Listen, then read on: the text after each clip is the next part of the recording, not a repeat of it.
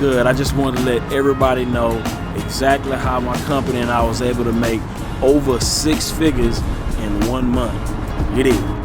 Stay tuned.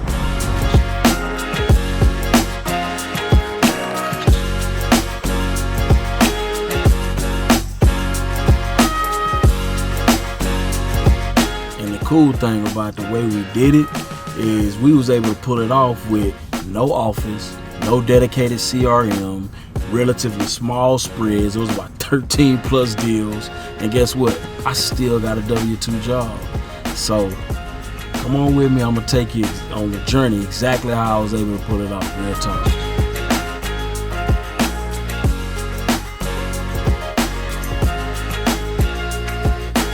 And honestly, it's just a testament of having great systems and great people. And just for some of them haters out there that love to see HUDs and love to see, I got something even better for you. I got HUDs, I got pictures, and I got bank statements. So, you know, this no cap. This no cap. I'm really trying to help somebody with this one, real talk.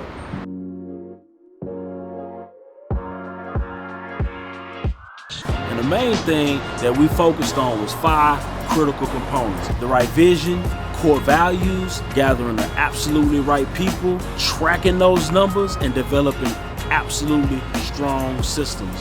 That was the key.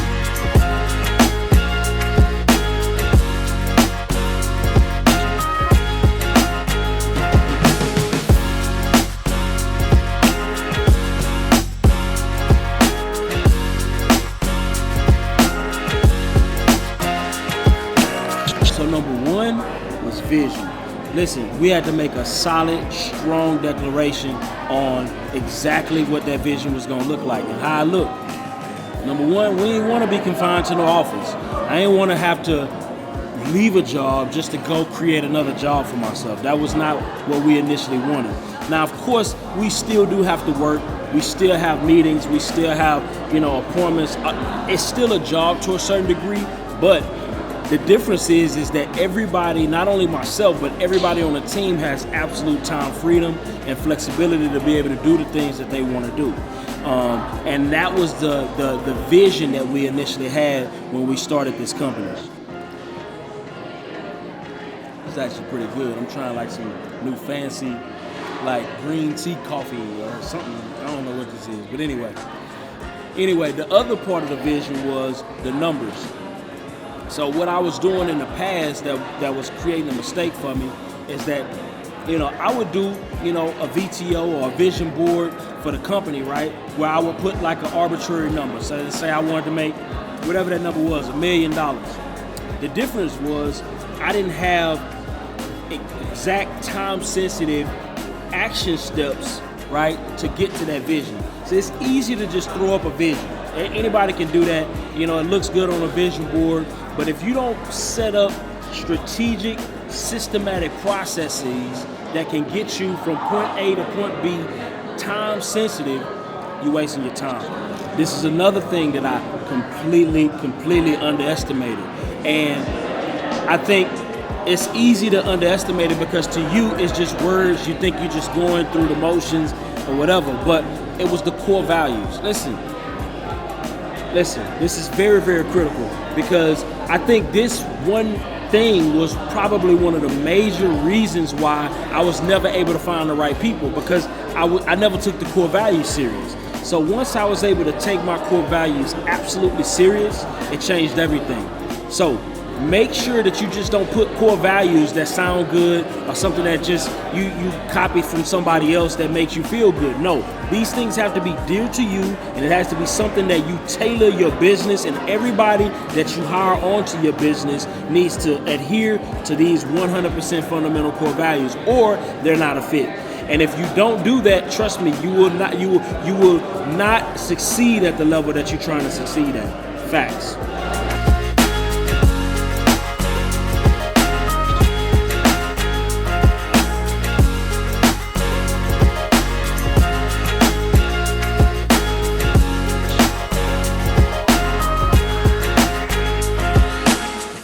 Another critical component is you really gotta have the right people in the right seats, because listen, it's critical that not only everybody that's in a seat shares and 100% naturally embodies your core values, but it's also critical that the people in each seat have not only the ability to do it, but the absolute fire to get it done.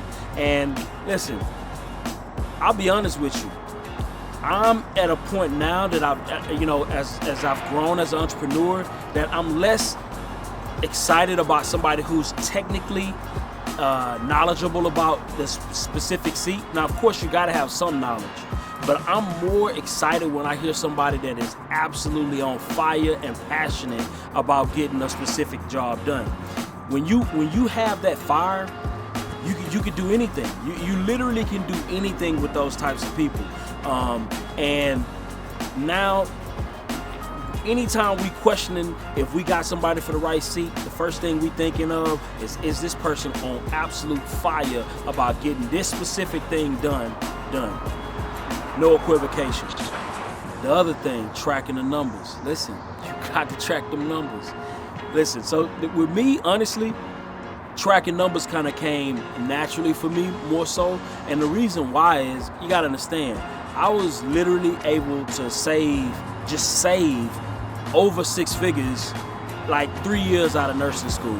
And I did it because it wasn't pretty. I ain't even finna glorify it and make it look like it was pretty. I literally ate shit for those 3 years, and I was able to save up enough money to invest in anything that I wanted to. And the way I did it was, honestly, I tracked every single cent going and every single cent coming. I knew where my money was going months in advance. You understand what I'm saying? And a lot of times I was able to plan. When you start tracking every single dollar the way that I was doing it, you can legitimately forecast exactly what your savings are going to be like for the whole year. And that's how good I was at budgeting. And it was because, of course, I had a rough spot in my life where I was making a lot of money, but I lost a lot of money at the same time due to one situation where I got caught up. And that just taught me the value in tracking the numbers, for one, and for saving. You know what I mean? So whenever I was able to migrate over to this business, it was easy for me to make that transition from tracking numbers, because when I was in the wholesale business, I just tracked every single number. I tracked everything. Whether it made sense or didn't make sense, I tracked it. And after a while of tracking those numbers, you start noticing patterns. And once you start noticing patterns, you start being able to develop systems for each pattern. And without having those couple of things in place, it's difficult to scale any business because you can't predict what the repeatable outcome will be. And that's exactly what I was able to do with this particular business. So another thing I was able to do was develop absolutely robust systems.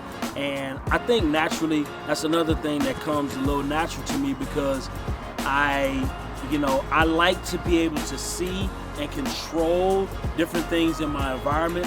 I don't like things to just go array and just be winged. I hate that, you know what I mean? So for me, I like things to be repeatable, and I like things to be systematic. Or if not, it drives me crazy. So that may be just a me thing.